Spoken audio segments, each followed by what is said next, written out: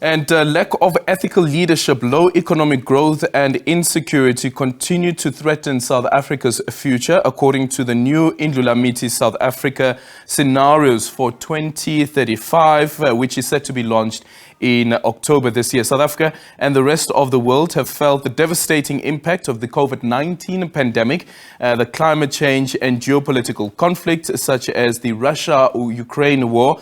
These are some of the issues that have been considered in the new Indlulamithi Scenarios for 2035. Joining us now for this conversation is the acting project lead of Indlulamithi SA Scenarios for 2030, Xolelwa Kashe-Katiya, to give us more insights with regards to this. Xolelwa, good morning. Thank you so much for making time for us. The last report indicated that South Africa is deep in the Gwara part of the scenarios.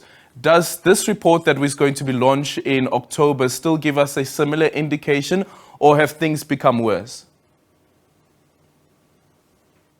Good morning, Aldrin, and thank you for having me.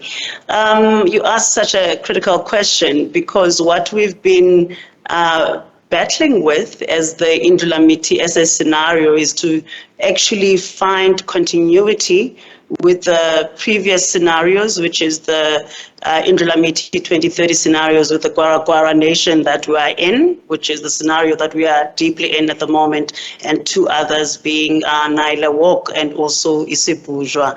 What we found through the infusion or consideration rather of global phenomena such as COVID and also climate change and even geopolitical conflicts such as the Russia and Ukraine war, we found that although there are some continuities, some of the key drivers have shifted. I mean, for example, where previously we had a leadership across society as a key driving force, this time around, what we're finding in the space of leadership is that what we have now is emphasis on state weaknesses, but also the decline of accountability within state institutions.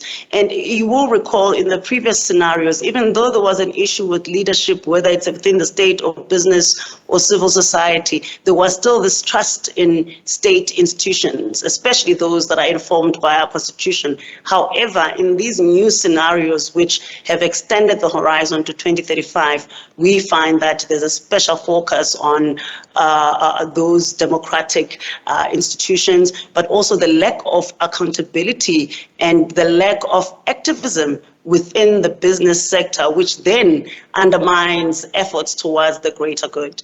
I mean, we still have the other two key driving forces that also continue, for example, in terms of the resentment that we had previously that informed the Gwara scenario.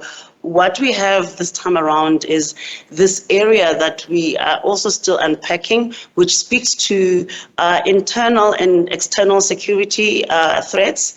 And these are largely formed by youth alienation, but also we have other issues such as mass migration, unconventional security threats such as epidemics, as we've mentioned before, but also natural disasters. I mean, I will also, the incidences that happened, for example, in Johannesburg last night speaks specifically to that, and the fact that the state is unable to mitigate, plan, or even ensure security in terms of those external and internal threats. So when we speak about accountability, where do some of the lapses lie? Because if you speak to the ANC, for instance, they would argue that the state is able to hold state actors accountable, and they'll give you an example, for instance, of the president and the Para matter that is under investigation, and various other institutions that are still investigating that matter. But the public protector has come out with her report as well. There was that Section 89 panel in Parliament as well, looking into whether the president has any case to answer to with regards to Para. So where would the lapses be when it comes to holding state players accountable? Well, I think the lapses are actually the demonstration that there is a willingness to to show that there are consequences. We've had the Zondo Commission, we've had various inquiries. However, what you're not seeing is consequences. We have not seen arrests. We have not seen many people who've been named getting prosecuted. So that seems to be one of the challenges. And also, if you were to read the previous scenarios, that's the 2030 scenarios now, what actually triggers the Gwara scenario is the lack of consequences, that there is a commission, but then without any consequences, then we continue on with towards a complete erosion of state coffers, with some key state institutions getting recaptured, and as a result, we end up in a land of lawlessness and lawfare, really, and that's what we're seeing right now, where there's these battles, but they all seem to be happening within the courts. Yeah.